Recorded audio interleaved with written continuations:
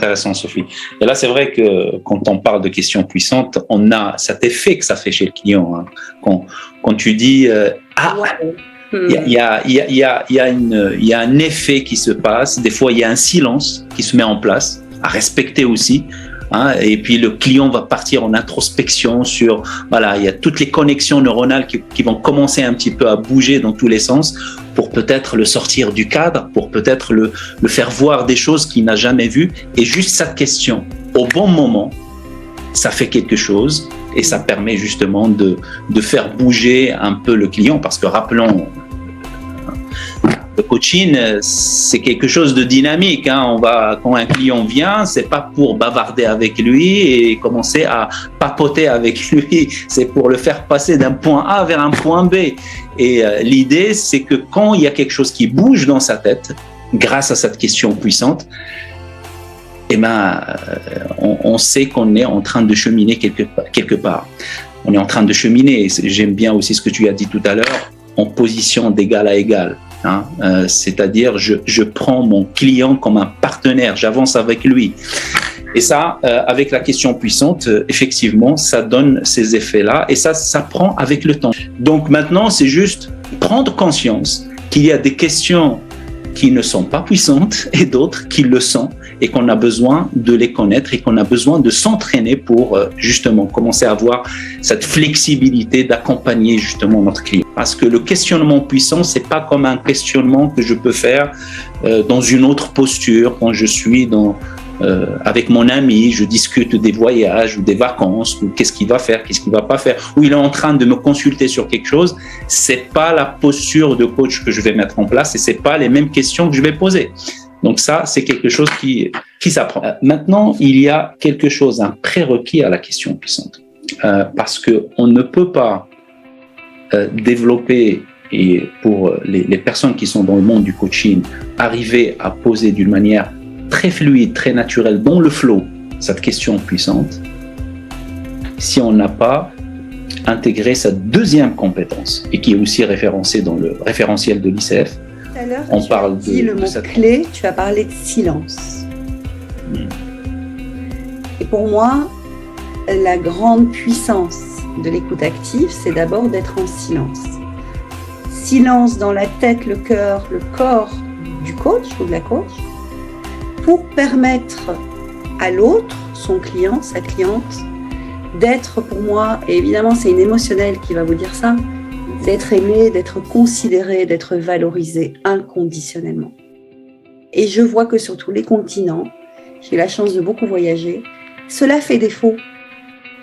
Nous sommes en carence d'écoute active. Nous n'arrêtons pas de parler, nous papotons en permanence. Il y a du bruit partout dans le monde, mais peu de gens s'écoutent, donnent et reçoivent de l'écoute active, profonde. Et ça, pour moi, c'est une grande différence qui va faire la différence, comme on dit en PNL, puisque tu sais que je suis aussi formée à la PNL. C'est une clé de réparation déjà en tant que telle. En fait, la personne, même quand elle n'a pas encore exposé sa problématique et qu'elle vient vous voir en tant que cliente, ou client, si elle est là, accueillie, écoutée, que vous reformulez, que vous vérifiez 2-3 choses et que vous laissez ces temps de suspension, il y a des gens qui pleurent déjà d'emblée ou qui disent « mais waouh, je sens que ça va être incroyable le travail qu'on va faire ». Tout de suite, ils sentent qu'il va se passer quelque chose. Parce que nous ne sommes pas, comme tu l'as dit tout à l'heure, dans un lieu de conversation entre amis. Nous ne sommes pas dans un café du commerce. J'adore aller boire un café avec des amis et papoter, mais ce n'est pas le travail que nous faisons. Nous sommes là, à côté de ces coachés, pour les écouter et en écoutant d'une manière particulière, avec beaucoup de profondeur, une intentionnalité positive, zéro jugement. Je dois pouvoir accueillir dans mon cabinet des personnes que je peut-être fréquenterai jamais ou qui ne seraient peut-être pas mes amis, mais ce n'est pas l'objet.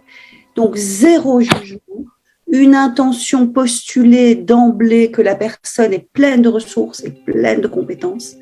Et en l'écoutant activement, je vais refléter ça à l'autre. Et ça va produire quelque chose de puissant.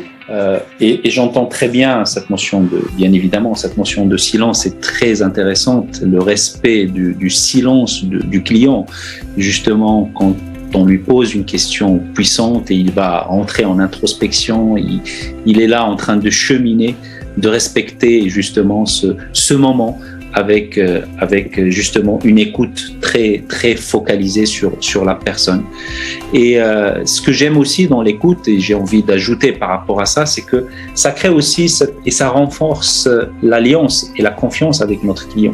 C'est-à-dire plus on est là à l'écouter, et on va voir qu'il y a plusieurs niveaux d'écoute. On va juste un petit peu donner de l'info, c'est intéressant pour les personnes qui s'initient un petit peu à cette compétence, qui comprennent qu'il y a aussi plusieurs façons d'écouter et plusieurs niveaux d'écoute qu'on va développer.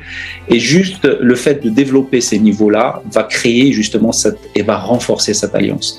Et je rappelle aussi, quand on est en train de coacher un client, il est primordial et très important de créer ce rapport, ce lien avec le client et qu'il se sente en confiance. Et l'écoute active va effectivement renforcer ce lien.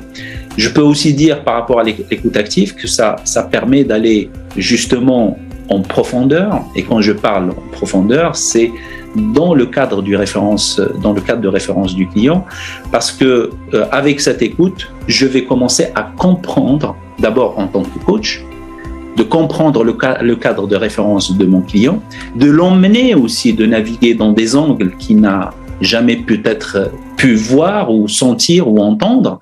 Donc ça, c'est quelque chose de très intéressant. Donc ça permet justement de connaître ce cadre-là, parce que après, quand on va connaître ce cadre, on peut l'emmener quelque part d'autre dans le processus de coaching.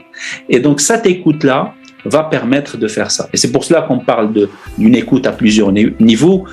Et ça, tu le sais, je te laisserai un peu échanger par rapport à ça, Sophie. Le premier niveau, on écoute un petit peu les faits, le côté un petit peu factuel, le côté un peu, on va dire, le bruit, le symptôme, le contenu, hein, la partie visible de l'iceberg. Le deuxième niveau de l'écoute, comme tu l'as si bien dit, on va écouter justement les émotions, on va écouter les ressentis, on va commencer à aller se préparer pour le troisième niveau de l'écoute, qui lui, c'est la partie, on va dire, le nec plus ultra de l'écoute, c'est d'aller chercher tout ce qui va bloquer le client pour passer du point A vers le point B. On va écouter ses croyances, on va écouter ses valeurs, on va écouter ses besoins, on va écouter ses motivations intrinsèques, on va écouter même plus loin les bénéfices des fois secondaires. Un client qui vient et on sent qu'il y a quelque chose qui bloque, quelque chose qui l'empêche de passer à autre chose.